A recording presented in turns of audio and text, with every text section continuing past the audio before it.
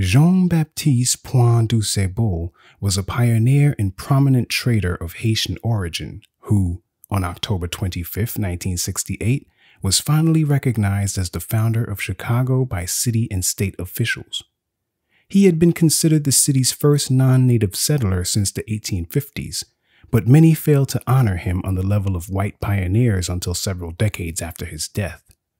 Du Sable was also the first person to perceive the importance of Chicago, then called Esquicago, a Native American word used for smelly waters since the area carried the scent of wild onions.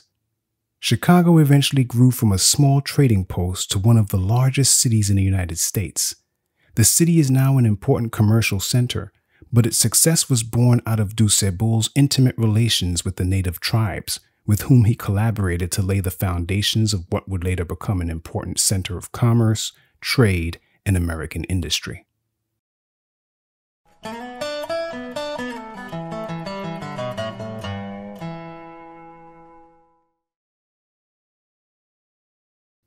Jean-Baptiste Point du Sable was born around 1745 in the village of Saint-Marc on the island of Saint-Domingue. The area is now known as Haiti. His mother was a free black slave who is believed to have been killed in Haiti when Du Sable was 10. His father was a white French mariner who owned a fleet of ships. Upon the death of his mother, who was killed during a Spanish raid on his village in 1755, the young Du Sable had to swim out to sea where he found refuge aboard one of his father's ships. Du Sable's father eventually sailed him to France to receive a proper education, and it was there that Du Sable developed a love of language. He learned to speak English and Spanish in addition to his native tongue, French. In France, he also became enamored with fine art and culture, and he later acquired several valuable works of art. In time, Du Sable began sailing as a seaman for his father. On one of his voyages, Du Sable traveled from Saint-Domingue, Haiti, to the French colony of New Orleans. En route, the ship was damaged, but Du Sable abandoned it before it sank. Together with a childhood friend named Jacques-Philippe Clermorgan, an injured Du Sable made it to the mainland, but without the paperwork that identified him as a free person. To make matters worse, New Orleans had been seized by the Spanish, who would certainly view Du Sable as not only a man worthy of imprisonment, but also enslavement. To his relief, French Jesuits rescued and protected Du Sable while he mended. Du Sable did not remain in New Orleans long. After recovering, he wisely departed the Spanish-occupied territory to explore the wild interior of the North. Du Sable's friend, Jacques Clermorgan, who would later become quite wealthy himself, accompanied him. Du Sable did not traipse off into the unknown foolhardily, however. Before they embarked on their journey, the two men met with a member of the Choctaw people, who was a native of the Great Lakes region. He worked for a Catholic mission, and Du Sable convinced him to join the expedition north along the Mississippi River. The Choctaw man taught Du Sable and Clermorgan the art of trapping animals and routine survival skills.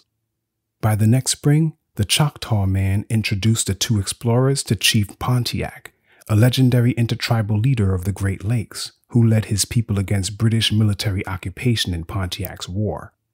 Chief Pontiac grew to like, respect, and trust both men, to the point where he enlisted them to negotiate peace with neighboring tribes such as the Illinois, the Ottawa, and the Miami.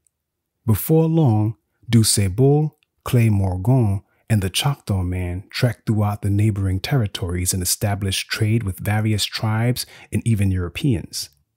By the 1770s, Du Sable settled in Peoria, Illinois. He was eventually accepted as a member of the surrounding Potawatomi tribe, whose language he learned.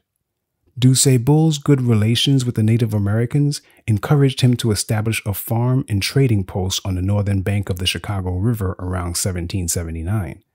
While the cabin he built is usually depicted as a modest, humble structure, descriptions from the era reveal that Du Sable lived more luxurious than is currently thought. Documents from the sale of Du Sable's 800-acre property in 1800 describe his cabin as spacious and complete with a stone fireplace and a large salon with 5 corner rooms. The estate also enjoyed bakehouses, smokehouses, stables, living quarters for employees, mainly from the Potawatomi tribe, and a garden and orchard residing in a fenced area. And let's not forget the aforementioned collection of artwork he acquired, in addition to fine mirrors and walnut furniture. Du Sable also owned a supply station, a mill, a dairy, hogs, horses, and livestock. During the American Revolution, Du Sable was forced off his land for a time, and he established another trading post in Michigan. But following the war, Du Sable returned to his Chicago estate. Du Sable married a woman from the Potawatomi tribe named Kihihawa, but he called her Catherine. Together they had a son named Jean-Baptiste Point Du Sable Jr. and a daughter named Suzanne. Following the sale of his property on May 7, 1800, Du Sable returned to Peoria, Illinois, before relocating to St. Charles, Missouri. He died in St. Charles at his daughter's home on August 28, 1818, and was buried in a nearby Catholic cemetery. The subject of this video was featured in my book, 45 People, Places, and Events in Black History You Should Know. To order a copy, click the link in the description and browse the product page on my website, uniquecoloring.com. Now, I would love to hear what you think, so leave a comment below. Also, be sure to subscribe to my YouTube channel and click the bell to be notified of new video releases, and subscribe to my newsletter for special offers and exclusive content. Social media links are in the description as well. Thanks for watching.